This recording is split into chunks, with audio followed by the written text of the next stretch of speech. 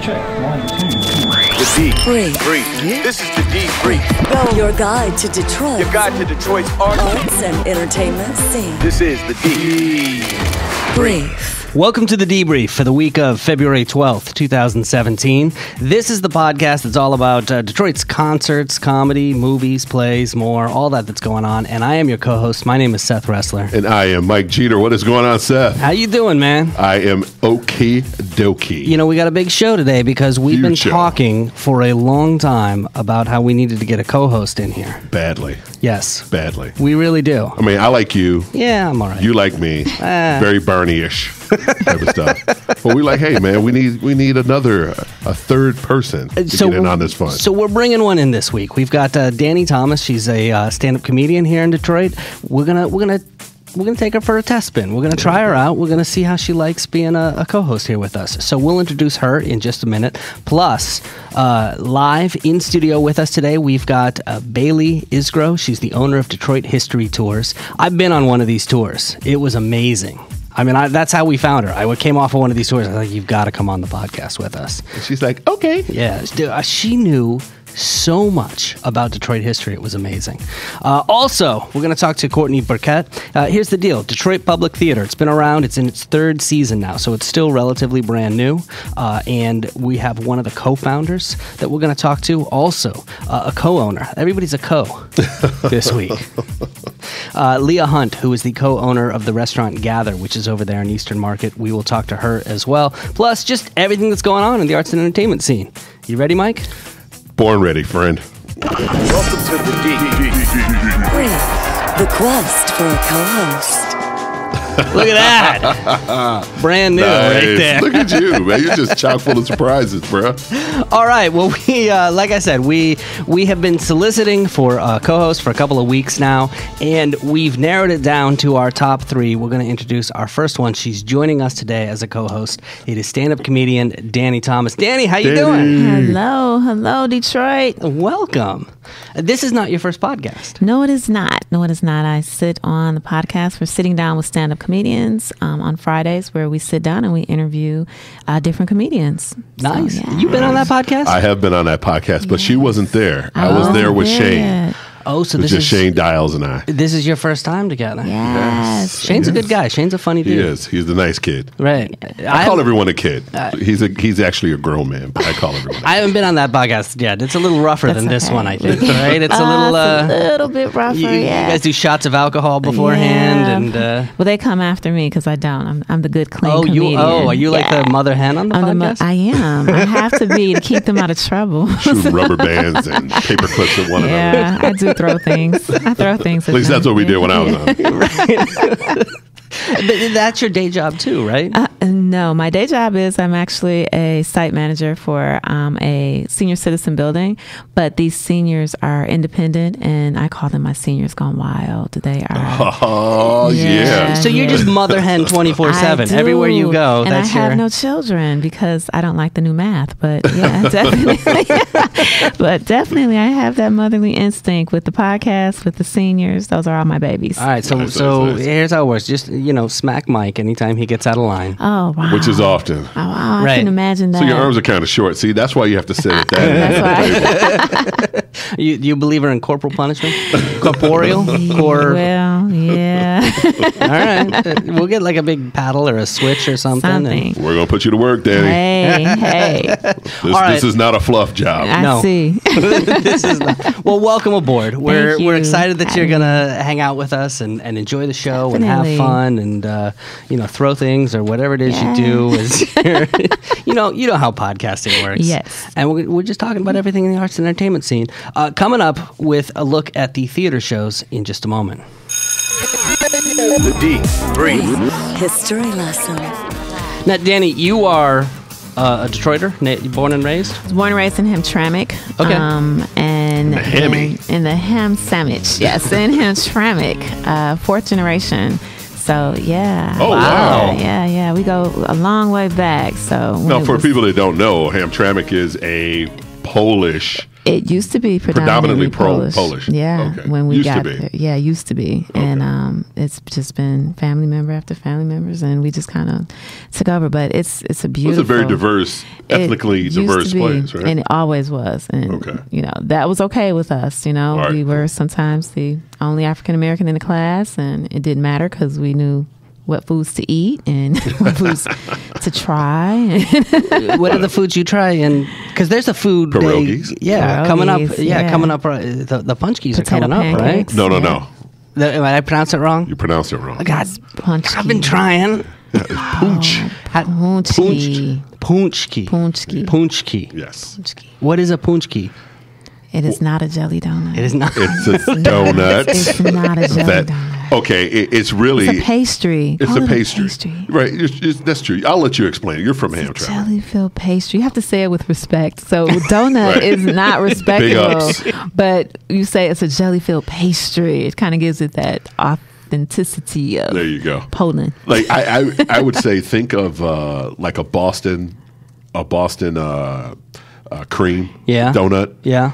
but on steroids. It's Yeah. heavy. It's heavy. Yeah, it it's is. heavy. So why does it get its own day? Because there's no donut day. It's Fat Tuesday. Yeah. Oh, Yeah, this is the day you're that's supposed to get all your junk in and eat all your before Lent. before you give it all up. I live every day like it's Fat Tuesday. See, Like, do you give us stuff for Lent, Danny? you know what I did? The last thing I gave up for Lent was this guy I was dating.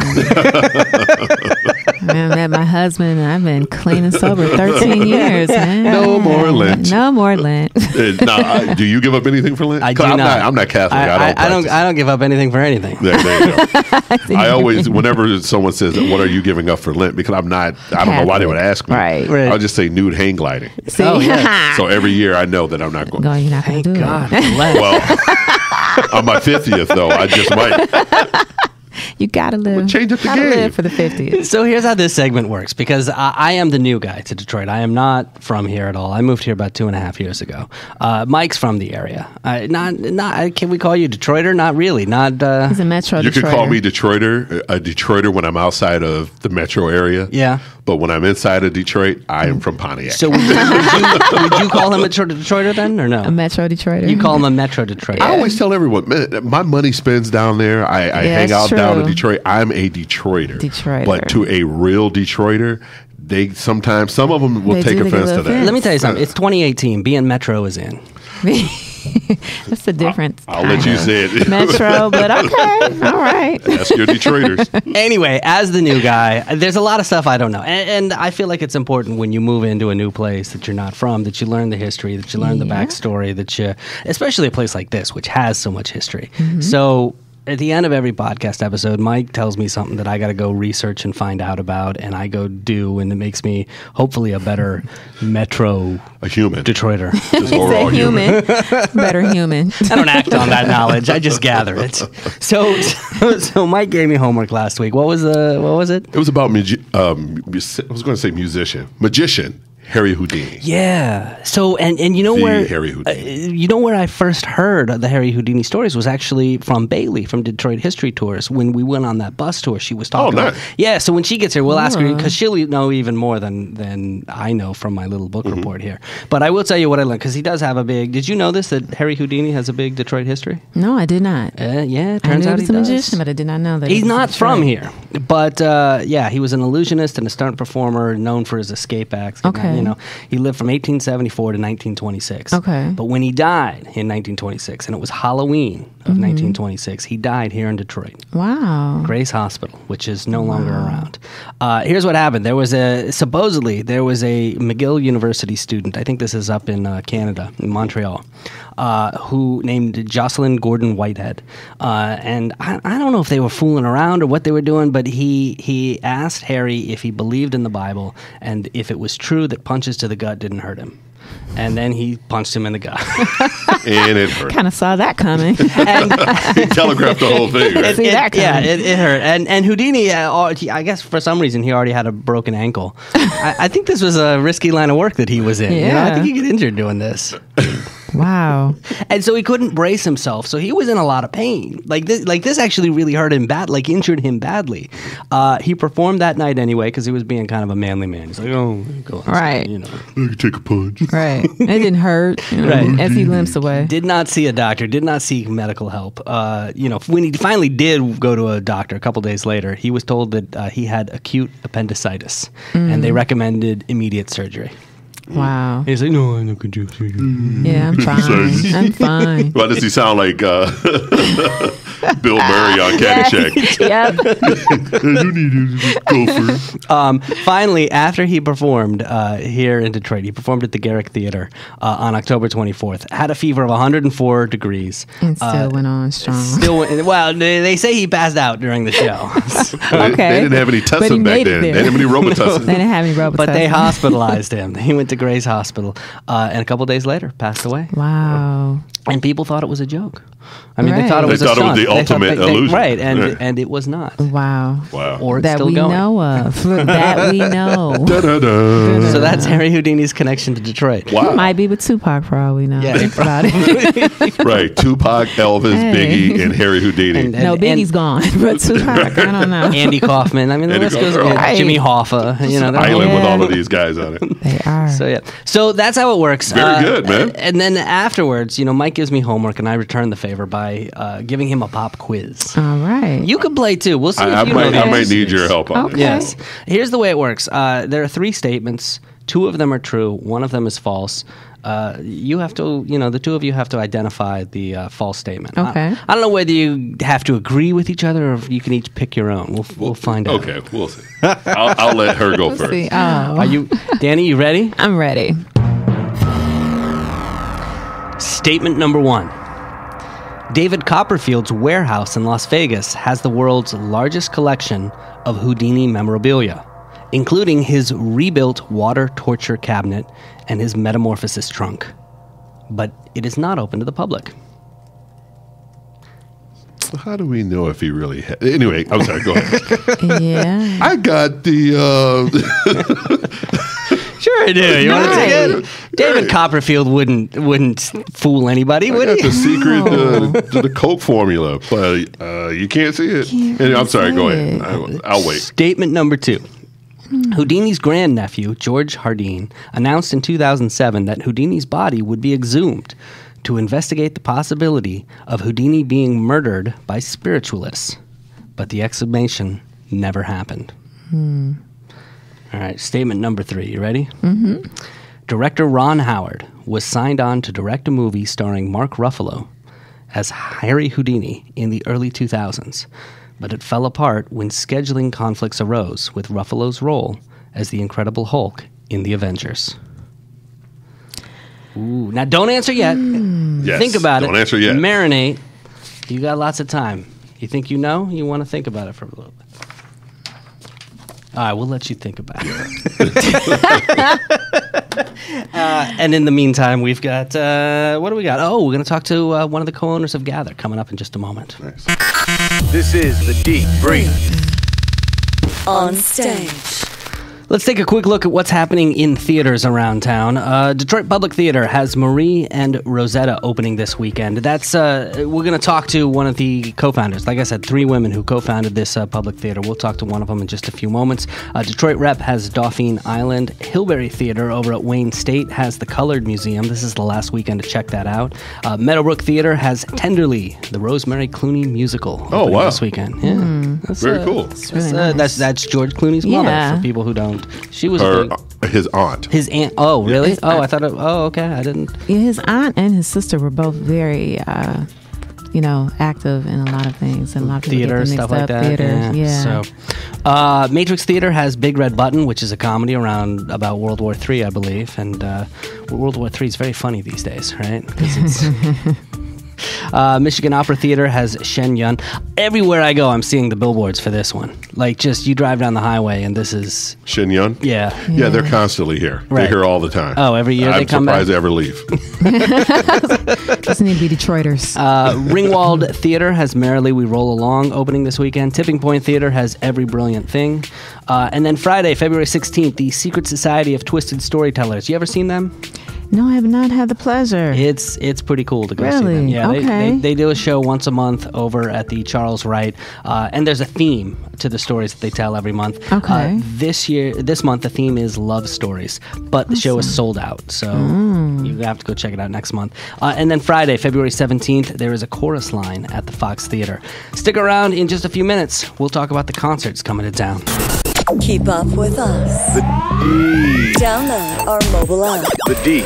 Breathe. You know, we don't talk about food enough around here, guys. Yeah, I agree. Well, look, I had an opportunity to go down to Eastern Market, which is a place that's known. Lots of food. Lots of food, but not a ton of restaurants. There's some moving in, and I actually had an opportunity to sit down with Lea Hunt, who is the co-owner of Gather there in Eastern Market. It's a restaurant that's been around, I think, a little bit over a year.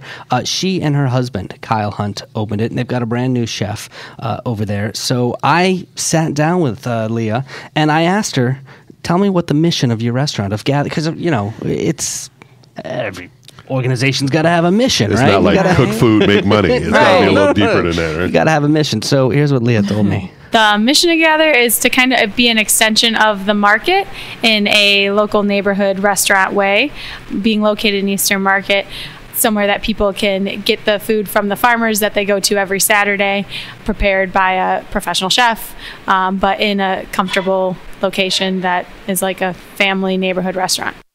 And like I said, they've got a brand new chef over there. Her name is Jessie Paduano. Here's what Lea told me about her. Her name is Jessie Paduano. She's from Long Island originally and has been in the Metro Detroit area for almost a decade now, so almost the last 10 years. She was at the Root in White Lake. She was at Torino and Baco and Chartreuse, and just had some great experience under some really great chefs that we feel wildly lucky to have her.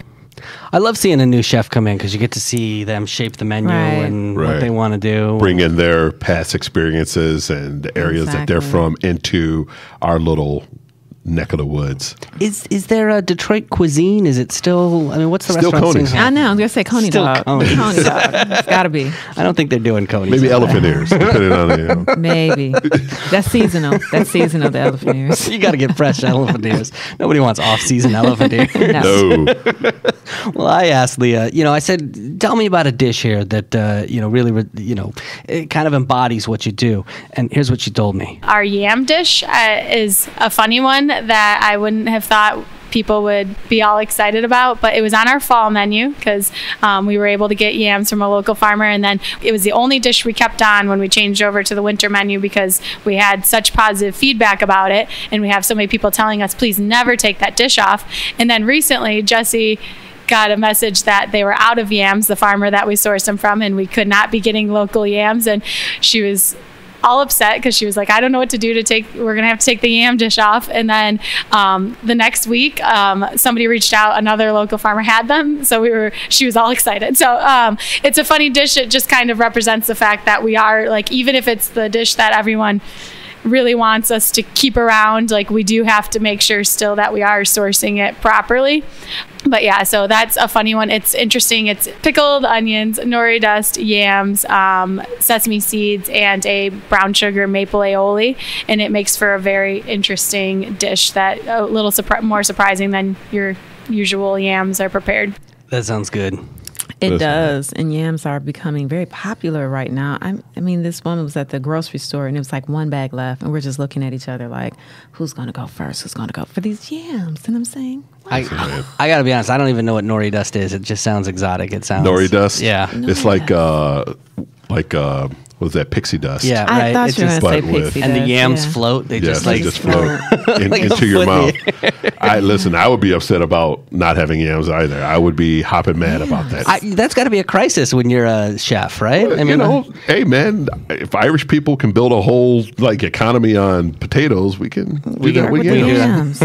Yeah, yam right. Besides, right? Yams is fun to say. I do like that it is important to them to source locally. That whole sort of Absolutely. Alice Oh, man, Waters that's thing. awesome. Yeah. Definitely. Absolutely. Well, when you go into the restaurant, there's this very cool mural that's there behind the bar. And I asked Lea about the story behind it, and she told me. We recently had a mural done behind the bar by an artist named Kevin Lyons. He's based in the East Coast, and he has a mural on Gratiot and also another mural in the market that he did this past year during Murals in the Market.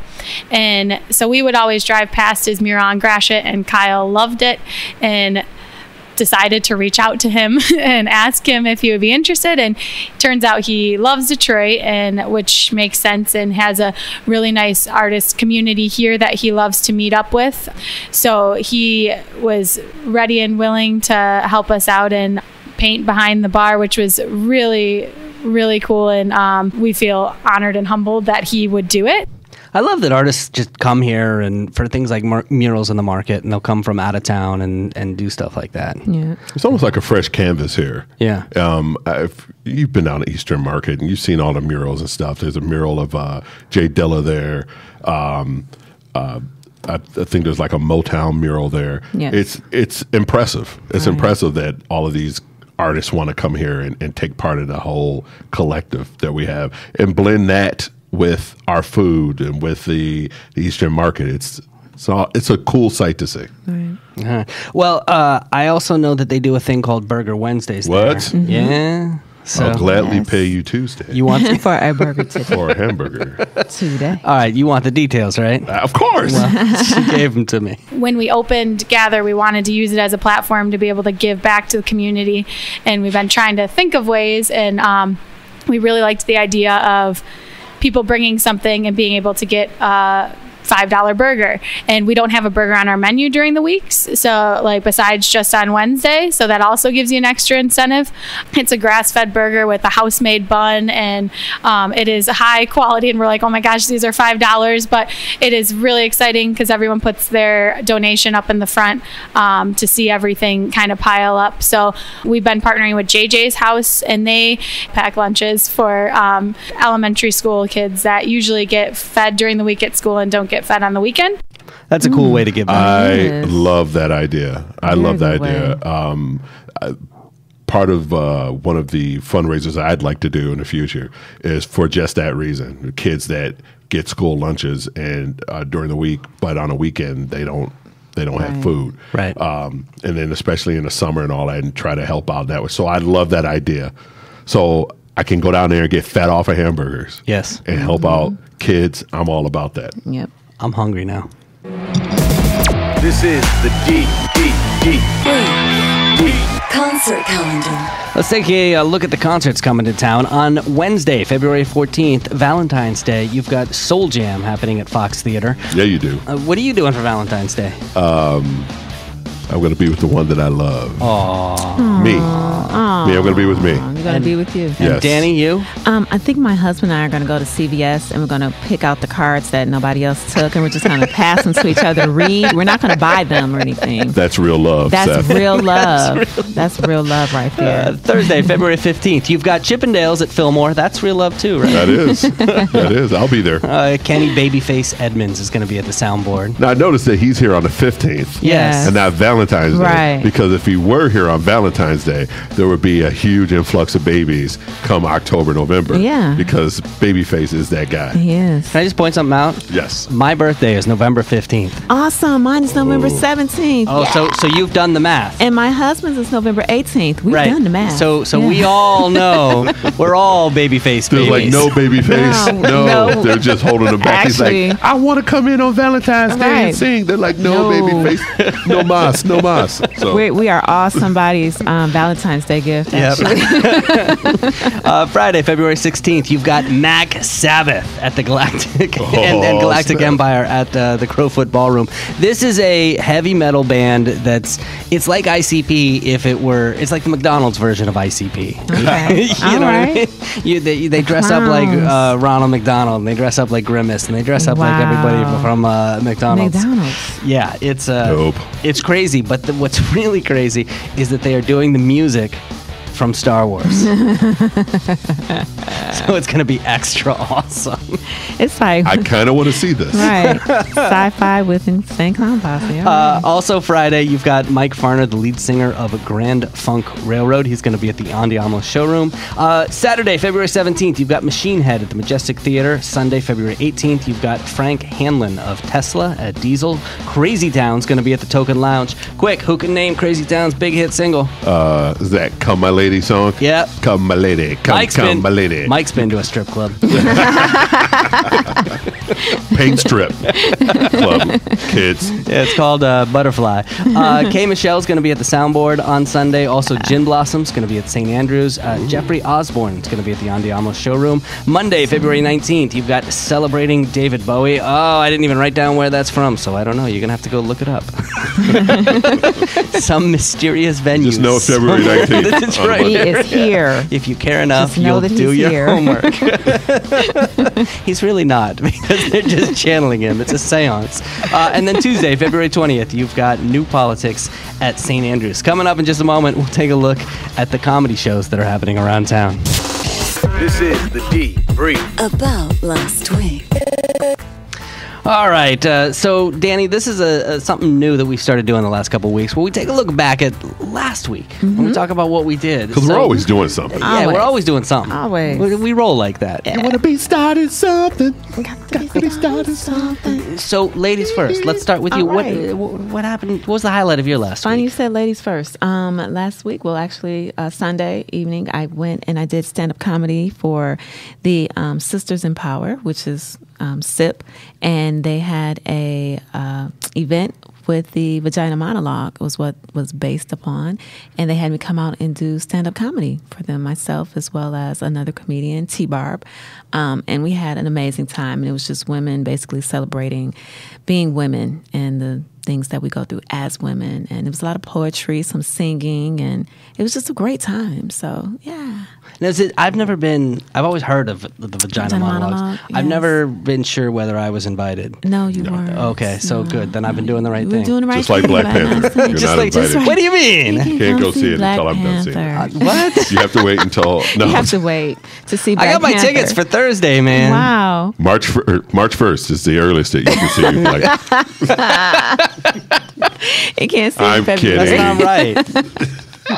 You go there like Gene Wilder from Yes. Silver Street. Yes. What up, my blade? You know, give me some skin. Hilarious. You're like, what? No. Wow. What? All right, Mike. What about you then? What was Look, man, I am a huge Jay Dilla fan. I can't say that I know everything about Dilla, but I know a lot about Dilla.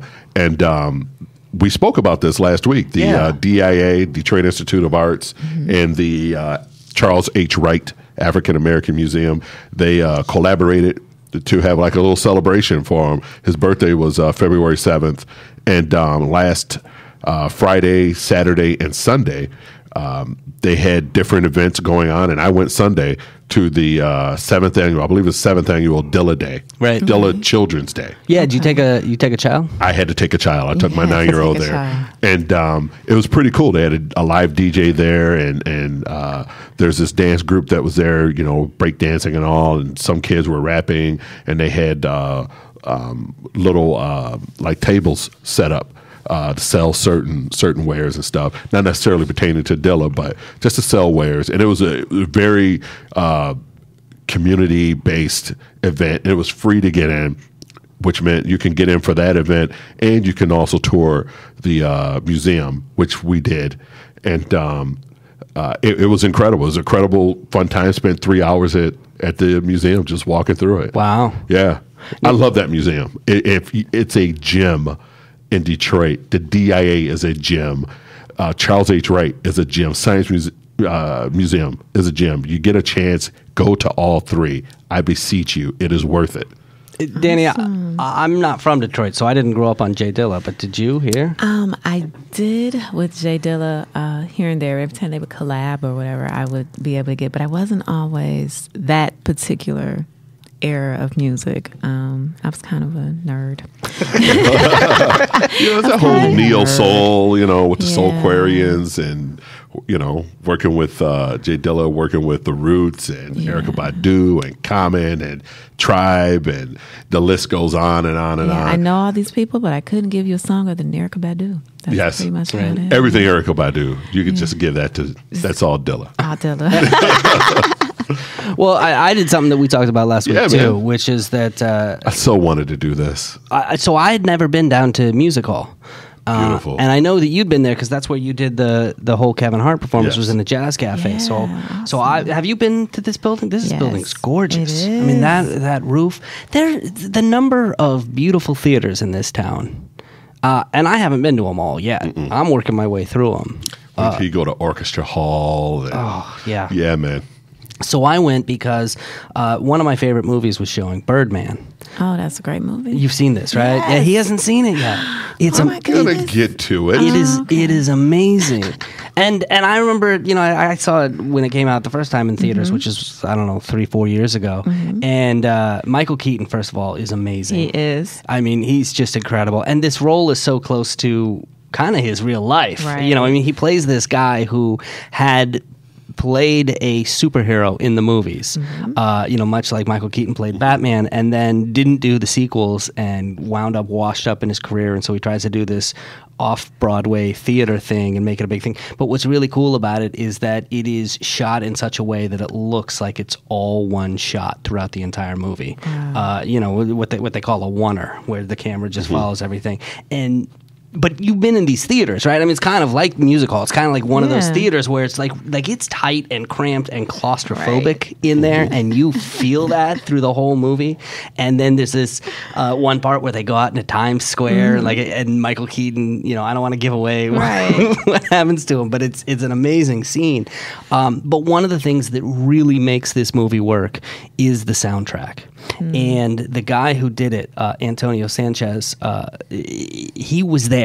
So he put together the entire soundtrack. He's a drummer with the Pat Metheny Band. Pat Metheny Group. Sorry, Pat Metheny Group. Yes. I am not well versed in Pat Metheny. I am one of his biggest fans in the history of the world. He's my favorite artist. Wow. By far, my favorite artist. Really? So knowing that Antonio Sanchez was a part of this makes it that much more of an urge to go see the movie. Oh, yeah. I mean, and he talks about how he grew up in Mexico City. He grew up listening to the radio, and that the DJ on the radio is actually the director of Birdman. And they met at a party in L.A. years later, and they became friends. And at one point, the director calls him up and says, "Look, I want to do this movie. I want to do..." And the way he told this story was so engaging. He's like, I want to do this soundtrack, but it's just drums. And he's like, "Oh, okay." And he goes in and he goes like, "All right, well, here's what I'm thinking is that every time the good guy comes in, there'll be this sort of drum motif, and every time the bad guy comes in, it'll be this kind of motif." And the director goes, "Yeah, that's great, except I was thinking we'd do it nothing like that." He's like, "I want it to be jazzy and improvisational," and so they do that, and they're actually watching the movie as he's kind of improvising on the drums. Wow. And then at one point he said, the director said to him, "I want you to make it sound like these drums have been in storage for 50 years. Okay. And so he talks about how he would stack cymbals so that they would sound old, or he would get older drum heads to put them on that were sort of tarnished and worn, and that was how he would get and so he's sitting there with a drum kit on stage while the movie's playing in back, and he is playing. I mean, they must have gotten a special that cut had of to the be film. incredible. It was cool to watch. Oh, man, I'm not going to lie to you. I'm going to see where else is playing in the world because I have to see this. Well, and there were not that many, I think because of the snowy weekend and the Olympics being on and everything, there were not that many people in the theater. Yeah, I think everyone stayed home because of the Olympics, right? You know what? You know what? It's a big deal for a lot of people. It's not all football. Not the 18 inches of snow. But no, it was, I'm really glad I got to see it that way because I love that movie, and it was a really, and you really feel, I mean, that's an intense movie. Yeah. Very. I mean, it's very, and it's dense just in terms of everything that's going on in it. Right. And it's a cool movie. You gotta go see it, Mike. Yeah, you really do. I just lived through Seth. All right, coming up in just a few moments, the Detroit Public Theater is in their third season. They got a musical coming out, and we're going to talk about it. Welcome to the D. Breathe, D, breathe. Funny stuff. All right, Mike, what's going on in the comedy clubs? Well, Seth, at Big Tommy's Comedy Club in Novi, Ken Evans will be there Thursday and Friday. At the Crowfoot in Pontiac on Sunday the 18th.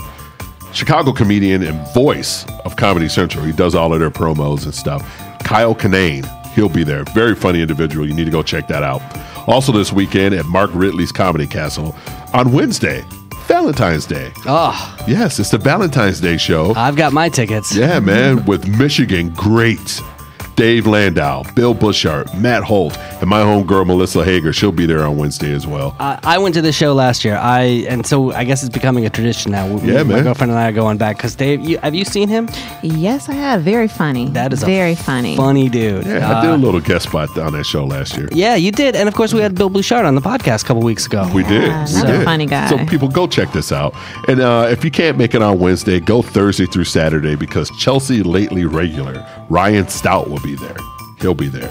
At the Ann Arbor Comedy Showcase, Mike Stanley and Jeff Brannon, along with many other local funny comedians, they'll be at the Totally Offensive, Politically Incorrect show.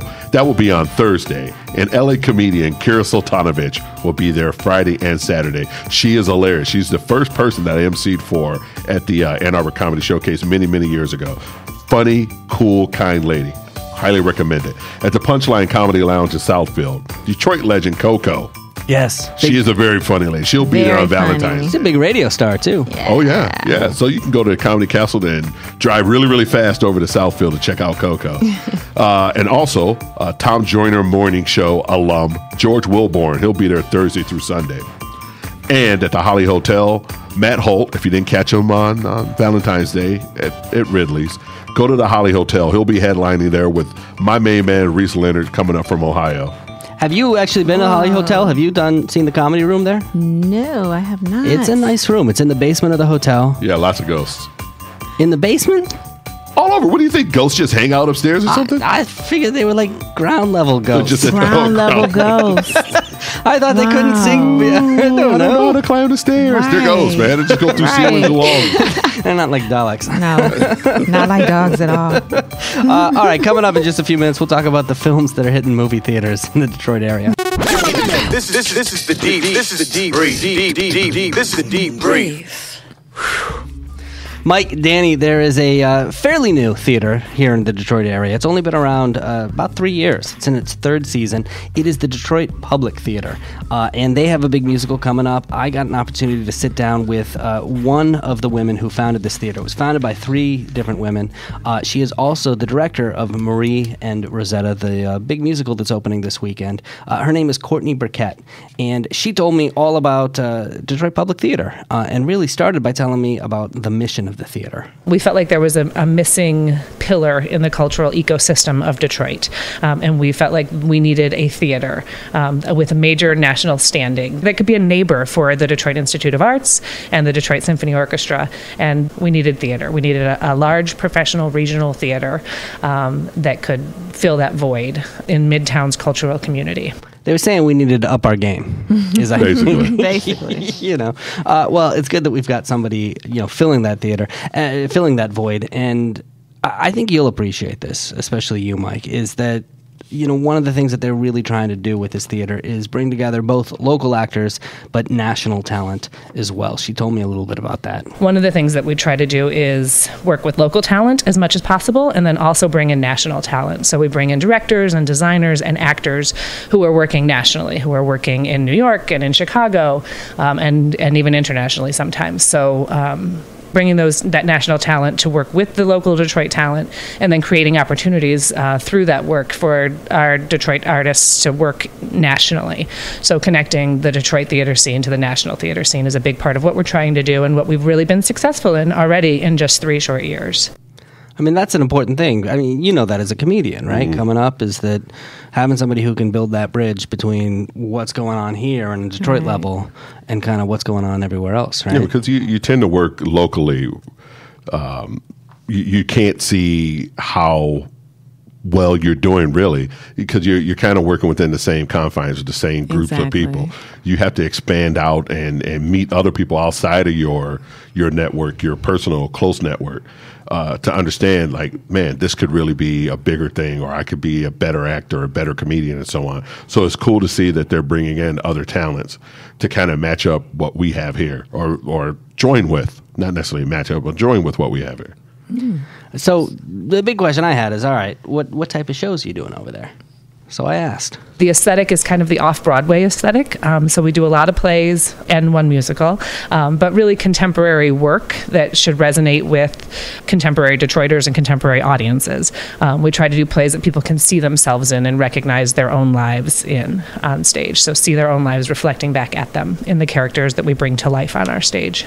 So yeah, I like having a theater like this in the community. Definitely. I think that's a big deal. I want to go down and see what they have. See if I can get on. Yeah, maybe I would love to. I would love to be in a play.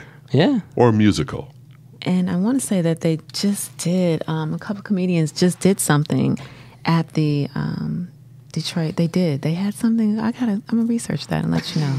Right. But it was a movie. It was kind of like a B movie or whatever. But they did the filming and everything. They showed it at the Detroit. And I was supposed to go, and I just never got a chance to get around there. Well, the production that they've got coming up is the musical that they do every year, because they do one in every season.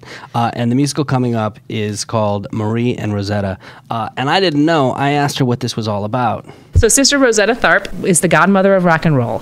She was a gospel singer who was a crossover artist who started performing popular music in clubs. She performed at the Cotton Club with a lot of popular musicians of her time, but her roots were in the church. And this play is about her meeting a young protege, Marie Knight, who she then went on to create a lot of music with. It's this crazy dichotomy, because Sister Rosetta Tharpe is this big, strong, powerful woman with, in a church gown, and she's got an electric guitar. It looks like something from what was the movie with Whoopi Goldberg? Sister Act. Sister Act, right. Yeah, it does have that feel to it. But I didn't know this. I didn't know who Sister Rosetta Tharpe was. Did you? I've heard of her, but I didn't know what she did. Now I have to research this. Well, I asked so that you don't have to, because she had some outsized influence. I mean, she was a big deal in rock and roll history, and I asked about that. Sister Rosetta Tharpe was an influence for a lot of especially guitar players. And I think mostly when we think of the electric guitar, we think of white men. So it was exciting for me to discover, because I did not know about Sister Rosetta Tharpe before we explored this play. A lot of the sound of the electric guitar particularly came originally and was recorded originally by this African-American woman, this powerful voice and powerful presence, who created this popular music sound that then Elvis Presley was someone who used to literally go to her church and watch her perform in churches. Elvis Presley, Johnny Cash, Jimi Hendrix all cite Sister Rosetta Tharpe as an influence on their work. And she's being inducted as a early influencer at the Rock and Roll Hall of Fame. Yeah. Wow. Cool. So I when I heard that, I was like, I want to see this musical. Yeah. I mean, this might be something that I want to head out for. So. Well, let's go. All right. It's just that easy. All right. All right, we'll make it happen. It opens this weekend. There's a couple of preview shows, and then it opens on the 17th at Orchestra Hall. They play over where the DSO plays. That's where they do. And then they rehearse in another space, and they head over there. So if you want to go check it out, absolutely, it is.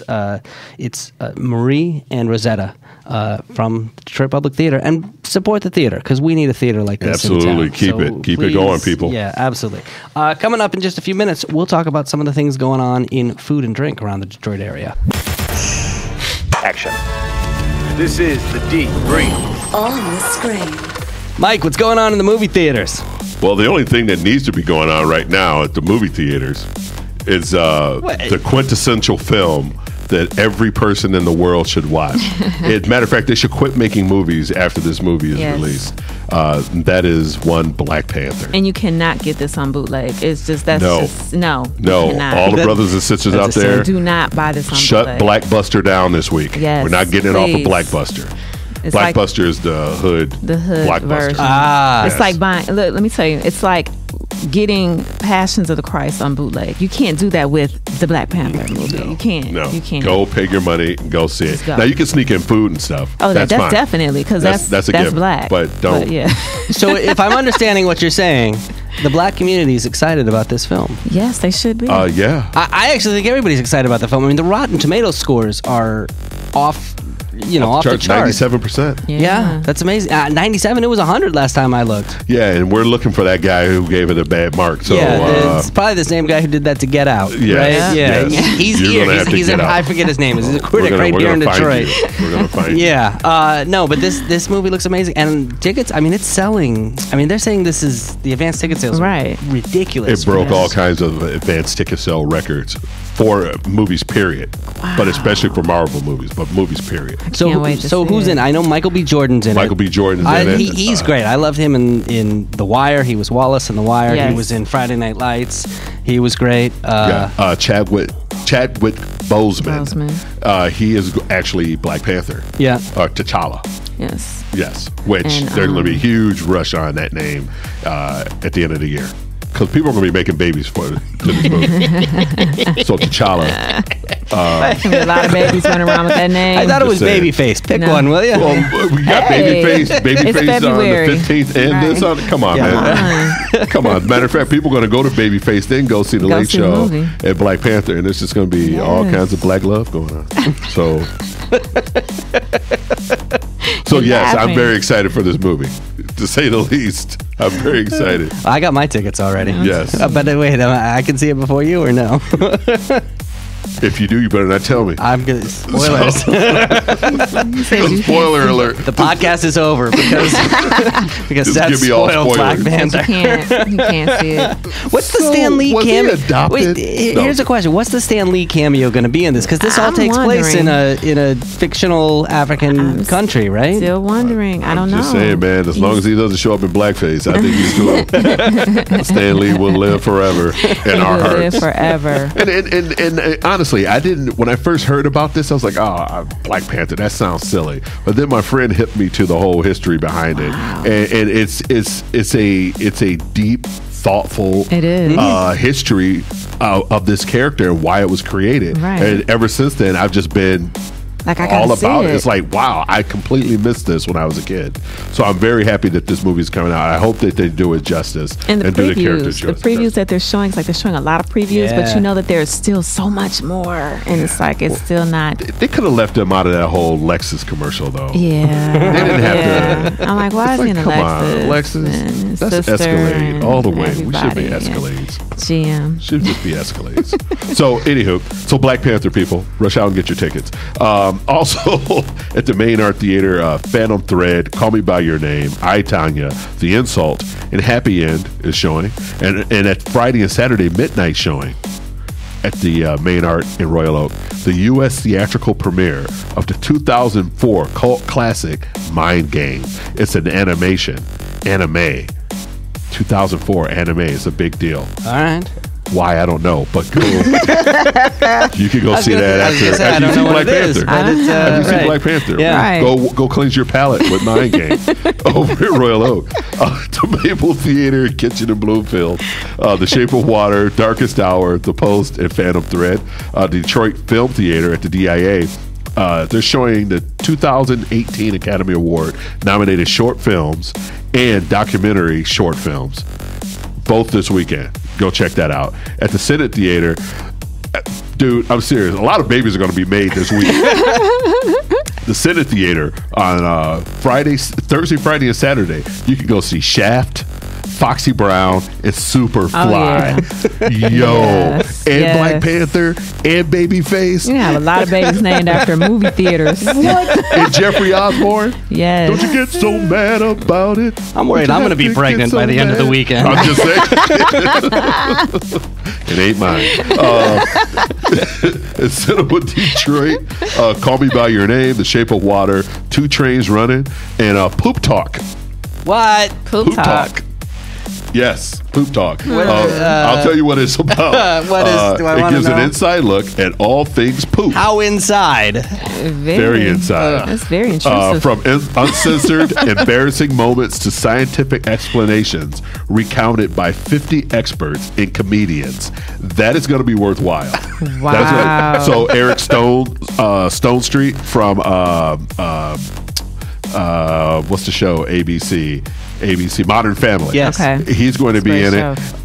Aisha Tyler, she's in it. It's going I to be will worth say it. I have often wondered. It's Never gonna be- mind. I'm not gonna finish it. Poop talk, poop talk. Wow. Everybody That was, talk about poop talk. Anyway, go see it at Cinema Detroit.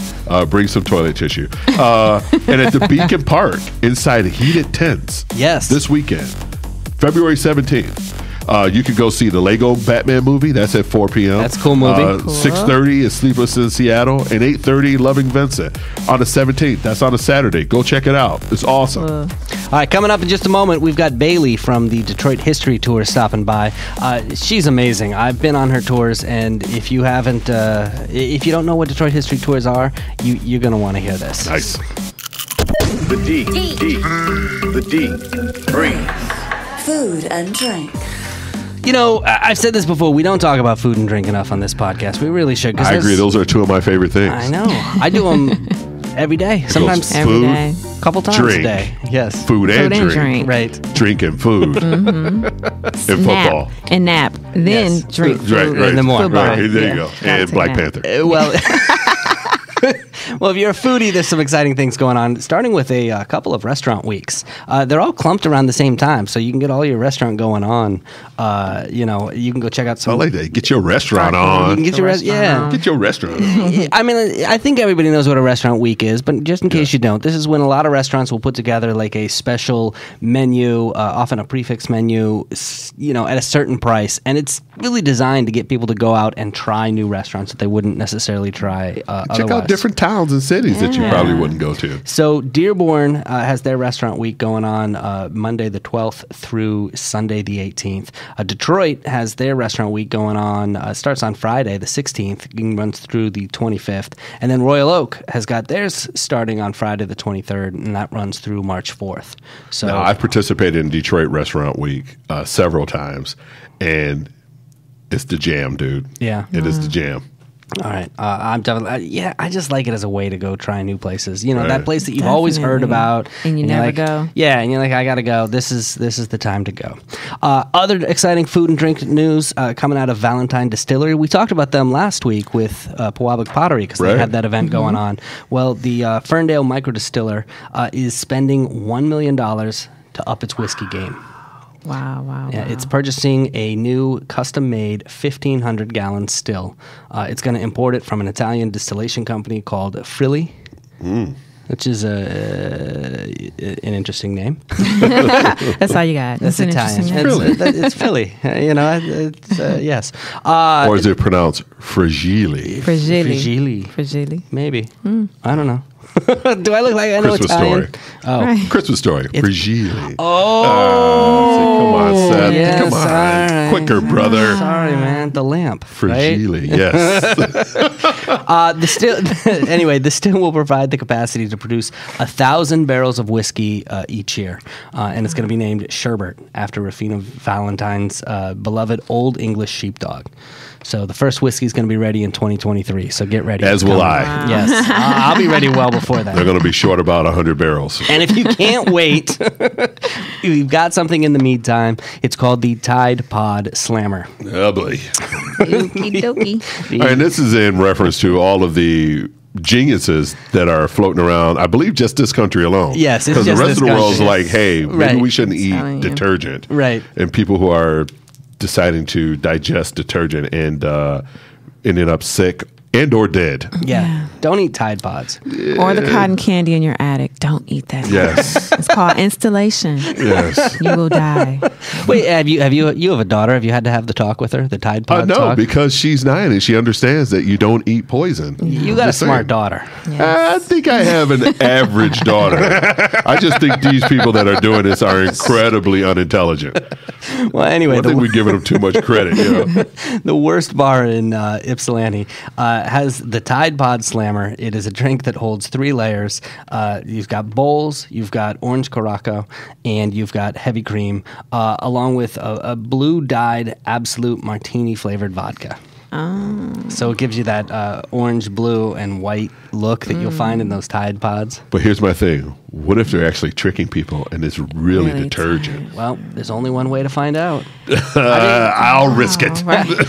I think they have the same effect. I'll take your word for it. Right? Either way, you drink too much and you're going to start puking. I mean, that's the story, right? It's the risk I have to take. All right. So. Stick around. In a few minutes, we're going to check in. We're going to find out which of these Olympic athletes are from right here in the Michigan area.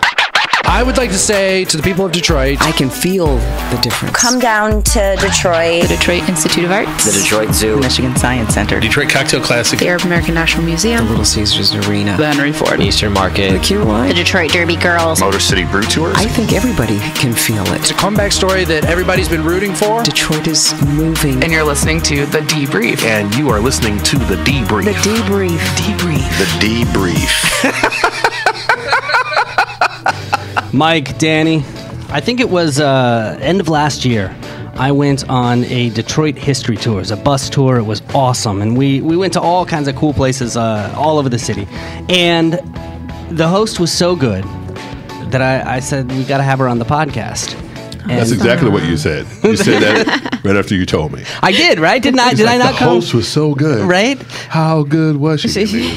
You know what's funny is we've actually been doing this last week segment that we added to the podcast. We didn't do that originally, and I think this was the reason, because I was like, oh, it sucks that like we don't have a space on this podcast to talk about, and all I wanted the cool stuff we do. Yeah, all the cool stuff. So we finally added one, and this is the reason. Well, she's actually here with us today. So Bailey Sisoy Isgro, did I pronounce that correctly? Perfectly. Hey, look at that. The owner of Detroit History Tours. Thank you so much for joining us. Thank you for having me. Welcome back. I know you just took a couple weeks off, and now you're getting back into the grind, right? We are. Our first vacation in 4 years. Oof. Yeah. Can you see the tan and the desert sand?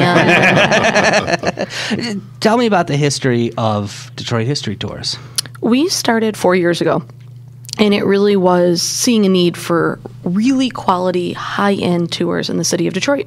It's the first thing you do when you go on vacation, right? You pull up the history, you look at what the city you're going to is all about, and then you try to find someone to teach you something. These are nerd vacation. Right. but you do, and I was traveling around the world, and I'd been to London, and I realized the first thing you do when you go to London or Paris or Istanbul is you find a tour. And I was seeing a huge lack of that in my hometown. So got together with some friends and said, we can do this, and we can do this well. And Detroit History Tours was born from that. We offer different tours curated around different parts of the city's 315-year European history, 9,000-year human history. Okay. We drink, we talk history, we roam around the city by foot or boat or bus, whatever makes the most sense. And then just last year, we decided we needed another avenue. So we formed a group called the Detroit History Club that does historically themed events around the city. So it's just a different avenue to teach the same thing. Our goal has always been, if we can get you to learn the history while you're just having so much fun, you forget you're learning anything, that's how we'll get to you. And we're getting people excited about the history of my hometown. Nice. Amazing. Little beer, little liquor doesn't hurt either, It right? doesn't. I'm funnier the more they drink. Are you a history nerd, though? Are you like a history geek? I am. I used to be embarrassed by it. It's funny. Like, I haven't changed anything in my life. Grew up in Detroit, loved Detroit, lived in Detroit my whole life. Was a nerd my whole life, and suddenly both those things are kind of cool. Yeah. So I went from hiding it to being like, yes, I am a history nerd. Yes. Line up, gentlemen. Yeah. Indiana Jones did that for us. Yes. I'm a blurred, so. Yes. Yeah. I am a nerd. Nice. Yeah. What goes into putting a tour together? I mean... a lot of passion is the short answer. We don't work from scripts. To be a guide with me, the joke is that you have to know it so that any crazy question that comes at you, you either have an answer to, or you can very effectively say, I don't know, but I'm going to find out because that's a good question I haven't thought of, and I'm going to have an email answer to you in the morning. We don't work from a script. We don't have guides on our buses who were hired, given a script and said, go have fun. What we have is guides who have come and said, look, I've spent 50 years in the music scene of Detroit. I know this inside and out, and I love it, and I want to share my passion of it with you. I came into it doing a tour called The Wild Women of Detroit. It's still our most popular tour, and it came about because of my love of women's history. You know, in Detroit especially, we have this really rich history of women who've done incredible things. And I wanted to share those stories. The suffragettes, the cigar girls, Rosie the Riveter, Matilda Dodge, who became Matilda Dodge Wilson, all of these incredible women. And that tour changes monthly based on who I want to talk about and who I'm excited about. And the benefit of owning the company is I can look over at my driver, Greg, and be like, turn it around. We're going this way. Wild Women of Detroit. Yeah, my ex-wife is in that, I'm sure. I got to say, I saw you when I took the tour, and you really do. I mean, you're not joking. You're like, all right, anybody got a question? And you just field them, and you know them. Like, oh, you were on a good night. Good. Who's buried in Grant's tomb? Thank you. Yeah. Thank you. I would say we bat well. You know, what's that whole thing? If you hit 3 out of 10, you're really good in baseball. Yes. Right. I'd say we hit really well. What we're good at is, I think you should be proud to say, I don't know in life. Right. Yeah. You know, at some point, you have to be proud to say, look, that is a damn good question I haven't thought about. I don't know the answer, but you just made me smarter because I'm going to go learn it.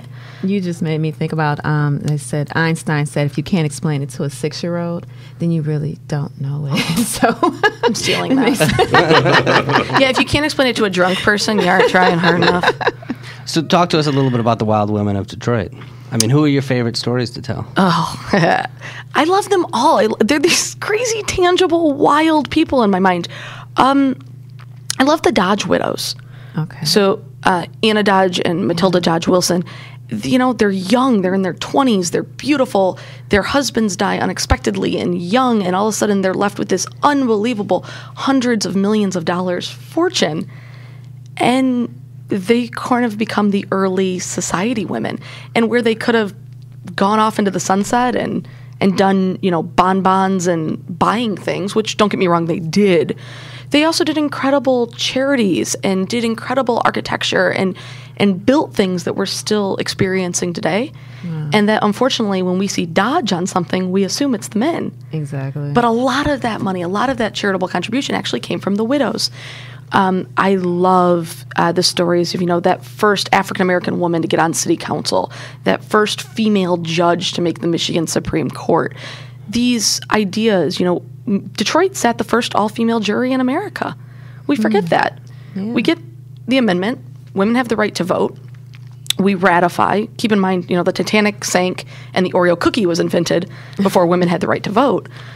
Hey, man, people got to travel and eat. That's all I'm saying. Wow. Yeah, the Need traveling my didn't, snacks. Right. Traveling But not didn't vote. go so I well. need my snacks, man. Oreos. You can vote later. I want my snacks. Yeah, but that all happened in Wow. Detroit. And I think that's, you know, incredible. You have Mary Trace Perry Stratton owning a pottery and doing work that we still value so highly today in Detroit, just down East Jefferson past Belle Isle.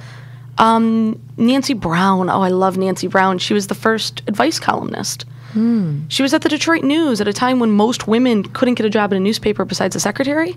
This woman was one of the most syndicated newspaper columnists in the world. Really? Like Dear Abby before Dear Abby? Dear Abby before Dear Abby. And here's the crazy thing. Do you know Dear Abby has actually been 3 different women? What? Yeah, Abby dies and they just pick a new bitch. That. I did hear that they just kept kind of like Lassie. It's like the Dread Pirate Roberts, you know? Right. That's exactly what it is. So Nancy Brown was smart enough, and this is in the 1930s, to put everything under trademark. So when she retired, her column was hers. It was hers. It was done. Wow. And she had this legacy that was just incredible. Wow. Cool. Well, look, we want to hear a little bit more Detroit history. Stick around for a few minutes, will you? Sure. The deep breathe. The deep breathe. Sports report. All right, Mike, now that football's over, what's going on? Perpetual sadness. Oh. Seth, these are the cold, dark days of winter. We got Olympics going on. Oh, yeah, that's right. We do have an Olympics, and we're going to talk about that in a minute. Let's get into this. The Pistons, they have one game this week before they go on to the NBA All-Star break, and it's against the lowly Atlanta Hawks, and they play them on Valentine's Day. Oh. Yeah. Who, by the way, they just lost to the Hawks this weekend, and the Hawks only had like 17 wins. and the Pistons lost to them. So that sucks. Let's go to the Wings. The Wings go on the road to take on Tampa Bay and the Nashville Predators, and then they return back home to take on Toronto and Nashville this week. The Spartans are down to their last 4 games, the men's basketball team. Last 4 games of the regular season. They have 3 or 4 on the road. Their games this week are on the road against the Minnesota Golden Gophers, and they go to Rosemont, Illinois to take on Northwestern. The Michigan Wolverines, they too are also closing out their season, and they have 4 games left. They have 2 at home, 2 away. They're at home this week against the Iowa Buckeyes in the 8th-ranked Iowa Hawkeyes and the 8th-ranked Ohio State Buckeyes. All right, Bailey, this is where we're going to throw a question at you. What kind of sports history do you do on your tours? Any? I do very little. The sports ball eludes me. We actually do a little bit of kind of those sentinel moments, like Nancy Kerrigan and Tanya Harding in the news like crazy right now. The why me? The scrunchies in the car and the tire iron? That happened in Detroit. Yeah. That happened between Kobo and Joe Louis. And I always like to bring those moments back. I think it's easy, especially in the national consciousness, to forget what happened here. It also scares the whole country into knowing that we will punch you in the stomach and hit you in the knee if you act up. You know, you advanced a theory when I was on the bus tour with you, which had to do with the Olympics in Detroit and the velodrome. Yes. Well, you know, we lost out on the Olympics. Right. In '64, there was this bid for the Olympics. It was this huge thing. It was the kind of this time when all of the titans of industry came together, worked together to try to bring the Olympics here. We lost it to Mexico City under dubious circumstances. But we're kind of primed for it again. Yeah. We have the Velodrome, the Lexus Velodrome opening up. We have collegiate sports arenas really set up well around the city. We have vacant land that could easily be turned into sites. And we've got Windsor, our neighbor to the south, to host the first ever possible dual country Olympics. Yeah. Could be kind of cool to see a Summer Olympics in Detroit. Not if we build that wall first. So, speaking of Olympics, Mirai Nagasu, she became the first American woman to land a triple axel at the Olympics. I saw that. That's awesome. impressive.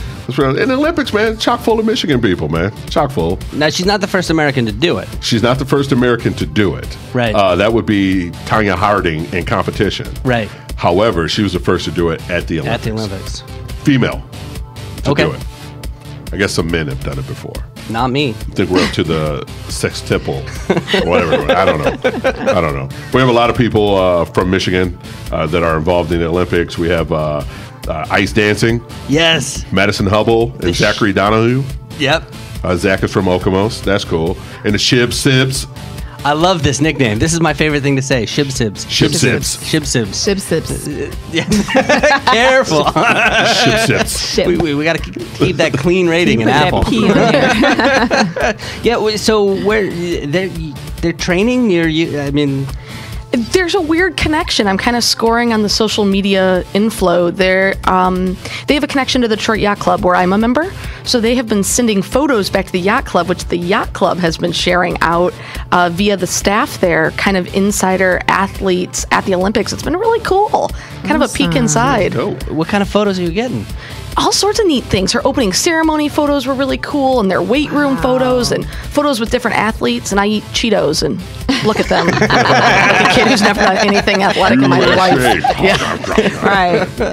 That's awesome. Yeah, man. And Madison Chalk and Evan Bates from Novi in Ann Arbor, speed skating.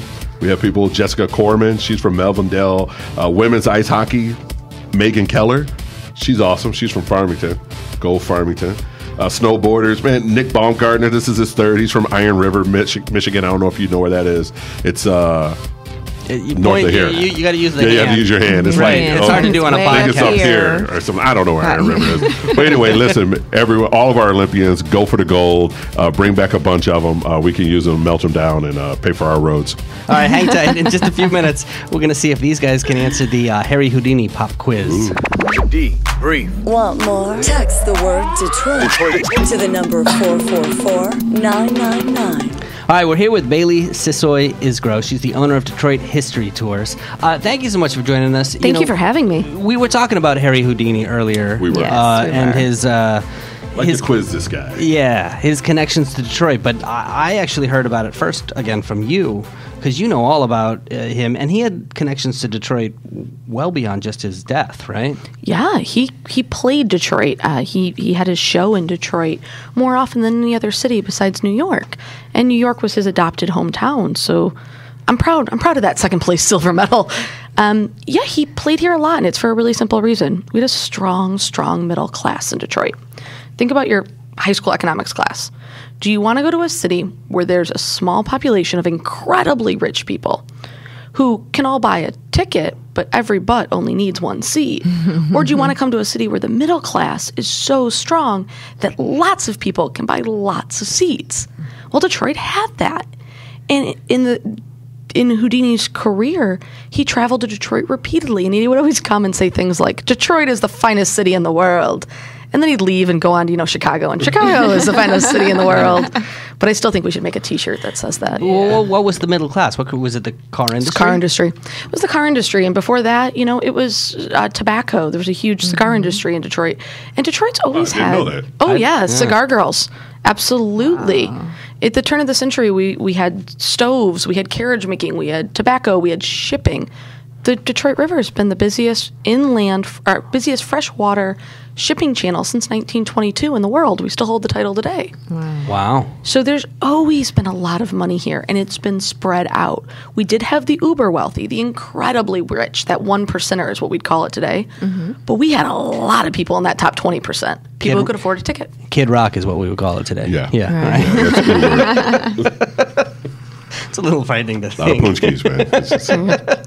Yeah, they were explaining to me what a punchki is. I brought you guys punchki, by the way. Did you? Really? I did, yeah. I didn't know if I was allowed to bring them in, but they're in the car for you guys. Bailey, you have just moved up to number 14 on my Kwanzaa card list. I don't know. She might actually get the spot for the co-host. You can go see Black Panther this weekend. That's what it is. You're allowed to go see Black Panther this weekend. Proud ham tramican. You got to show up with the punchki. Yes. So I know you're coming back off vacation. What have you got lined up for the next couple tours? We have our standard lineup of tours going. The Detroit People Mover Tour, which is an absolute blast. Wait, it's... Oh, yeah. What? Oh, yeah. How's that big enough for a... You would be amazed at the odd things you can do when you decide to ride the People Mover for an 8-hour day. Oh, my God. And then you come up with a plan. I would love to do that. I take 20 people.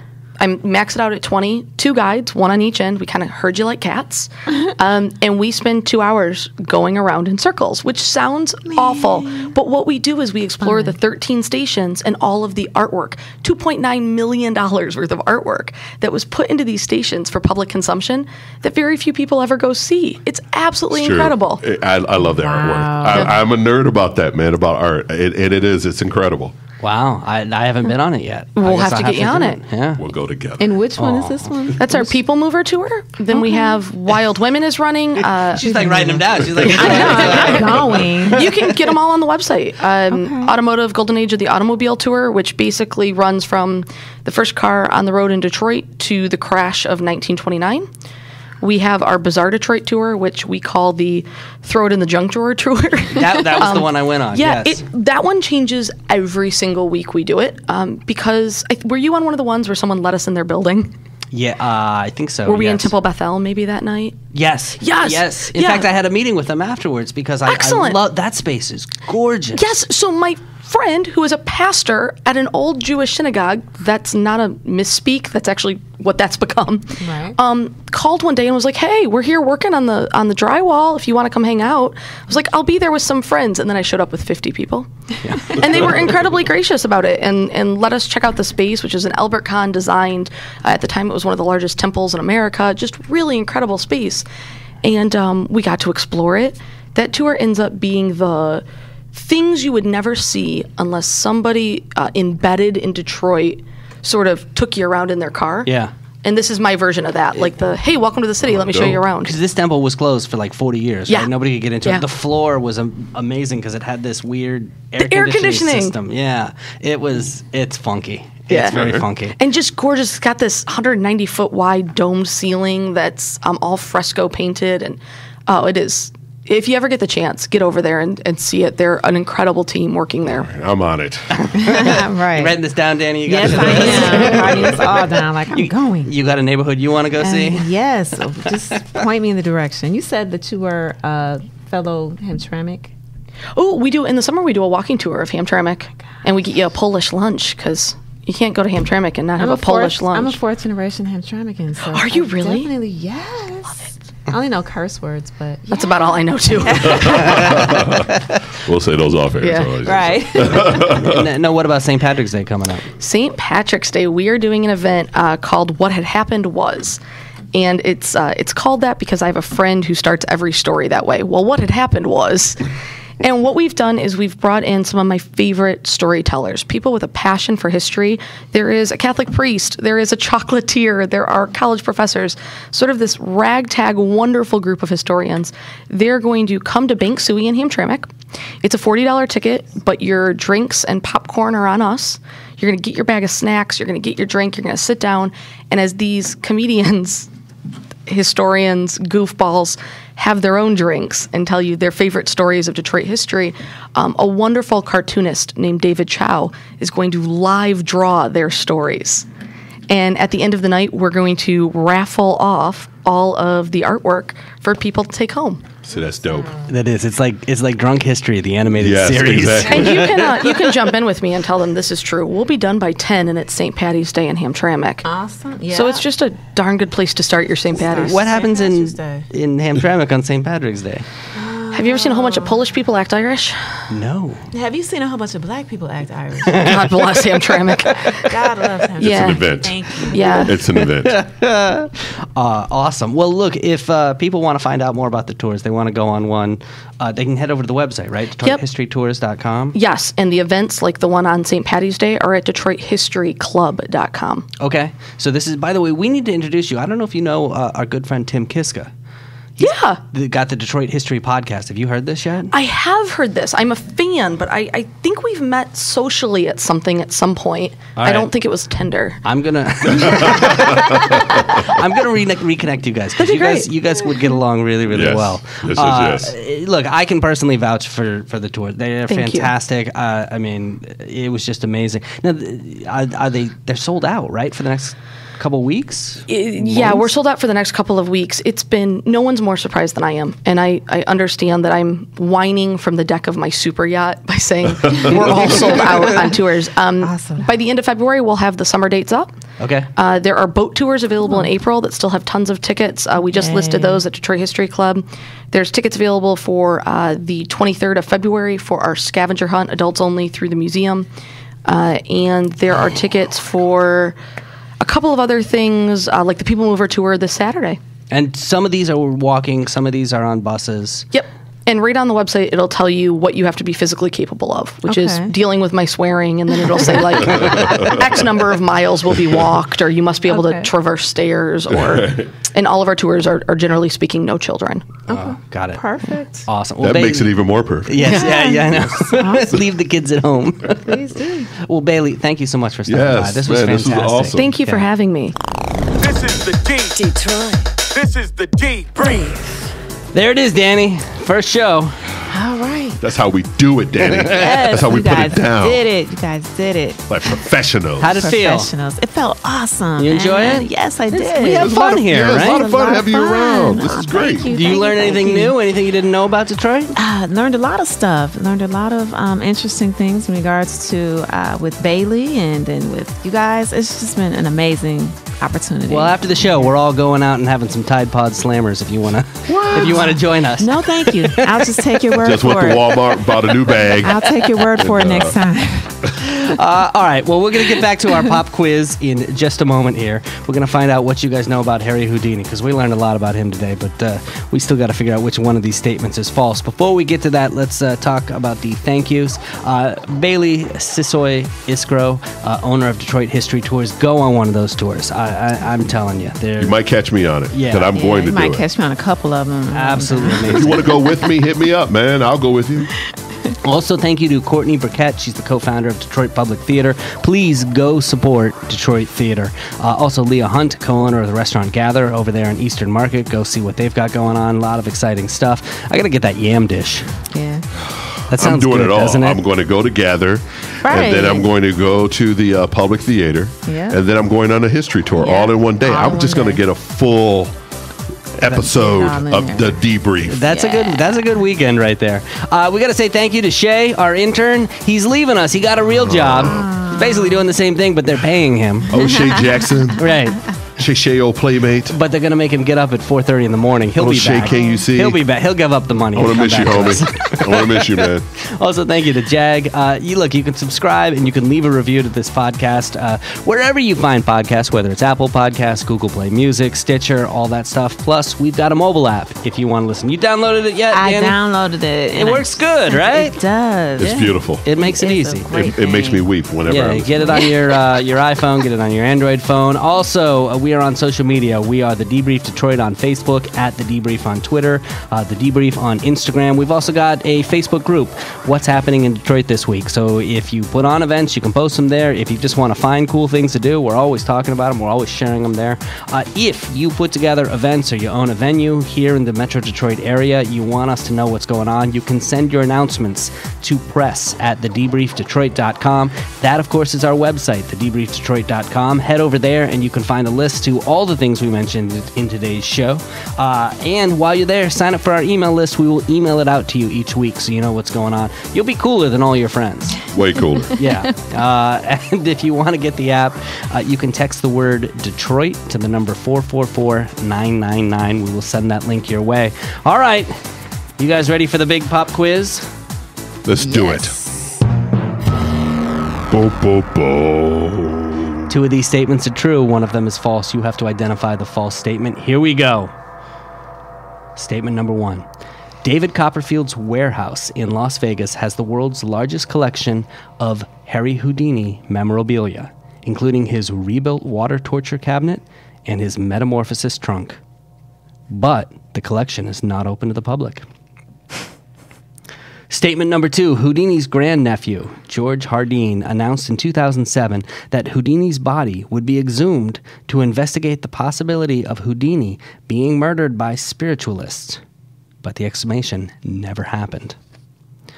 And statement number 3, director Ron Howard was signed on to direct a movie starring Mark Ruffalo as Harry Houdini in the early 2000s, but it fell apart when scheduling conflicts arose with Ruffalo's role as the Incredible Hulk in the Avengers. Discuss amongst yourselves. I will allow the lady to take first stab. That means he has no I already have my answer. I have my answer. No idea. I'm going to go with B being incorrect. The And grandnephew A, that wanted to yeah, exhume the Harry Houdini? grandnephew. What about you, Mike? Mike's got his Buddha pose on. Okay. I'm going to use logic here. I do remember a story about the body being exhumed a short while ago. So I'm saying that's true. Okay. I don't agree with Danny on that one. So it comes down to David Copperfield and the Ron Howard story. Being that Mark Ruffalo is the Incredible Hulk, and I believe he was in that role in, let's say, 2009, 10-ish. Mm-hmm. So I'm going to say that the Ron Howard thing is a farce. It's a farcical. Really? It's a farcical. Immigrant champ. You are correct.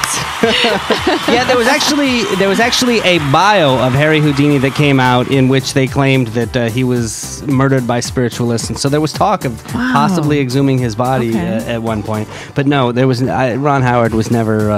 And David Copperfield is a little creepy. Yeah, he would have this and then say, "Oh, you can't see it." Right. Like, yeah, that's just like a magician. I got it, but you can't see it. Illusion. All right, well, that's this week's pop quiz. Give me some homework. What do I got to go learn about for next week? Listen, man, in honor of Shay, he gave me this because I don't know about it. I need to go look into it. There's a Detroit urban legend out there called Le Nain Rouge. N-A-I-N. Yep, Nain, Le Nain. Le Nain. Le Nain. Le Nain Rouge. You got to say it like that. That's the hard part about Detroit. Not is River Rouge. all these French Renee words, they just get me. Yeah. Like poutine. All right, I will do Bobian. my homework. Hey, Danny Thomas, thank you so much for joining us Thank you for today. having Yeah, me. we had a lot of fun. Yes, we did. Thank you so much for inviting me on. So, Well, thank you for being our co-host. We will have a new co-host next week because we're auditioning 3 different people. We have Mark Sweetman, another comedian, I think, going to come join us next week. So until then, hey, have a great week. The D Brief. Your guide to Detroit's arts and entertainment scene.